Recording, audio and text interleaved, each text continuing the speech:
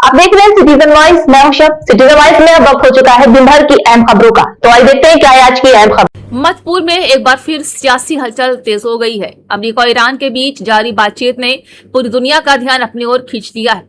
अमेरिकी राष्ट्रपति Donald Trump की बड़ी चेतावनियों के बावजूद ईरान पीछे हटने को तैयार नहीं दिख रहा है। उल्टा बातचीत के ताजा दौर में ईरान ने कई ऐसी शर्तें बनवा ली हैं जिन्हें उसकी बड़ी कूटनीतिक जीत माना जा रहा है। इसी बीच पाकिस्तान के प्रधानमंत्री शहबाज शरीफ की बढ़ती बेचैनी भी चर्चा का विषय बन गई है। दरअसल स्विट्जरलैंड में अमेरिका और ईरान के बीच उच्च स्तरीय वार्ता जारी है। इन बातचीतों का मकसद क्षेत्रीय तनाव कम करना, परमाणु कार्यक्रम पर सहमति बनाना और हॉर्मुज जलदमरूमत में बड़े संकट को टालना है। हालांकि बातचीत शुरू होने से पहले अमेरिकी राष्ट्रपति डोनाल्ड ट्रंप के सख्त बयानों ने माहौल को और तनावपूर्ण बना दिया है। ट्रंप ने ईरान को चेतावनी देते हुए कहा है कि अगर तेहरान ने हॉर्मुज जलदमरूमत को बंद करने की कोशिश की तो उसे गंभीर परिणाम भुगतने होंगे। ट्रंप के इस बयान के बाद भी कुछ समय के लिए वार्ता में रुकावट आई है, लेकिन ईरानी प्रतिनिधिमंडल ने साफ कर दिया है कि दबाव की राजनीति के बीच कोई समझौता नहीं होगा। अब सवाल ये उठता है कि आखिर ईरान की बड़ी जीत क्या है।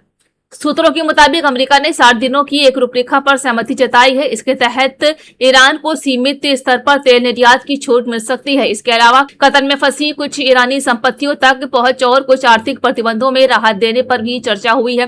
बदले में ईरान अपने उच्च स्तर के संवर्धित यूरेनियम भंडार को कम करने और परमाणु गतिविधियों में पारदर्शिता बढ़ाने पर विचार कर रहा है। विशेषज्ञों का मानना है कि ट्रंप प्रशासन की सख्त बयानबाजी के बावजूद अगर ईरान आर्थिक रियायतें हासिल करने में सफल रहता है तो इसे तेहरान की बड़ी रणनीतिक जीत माना जाएगा।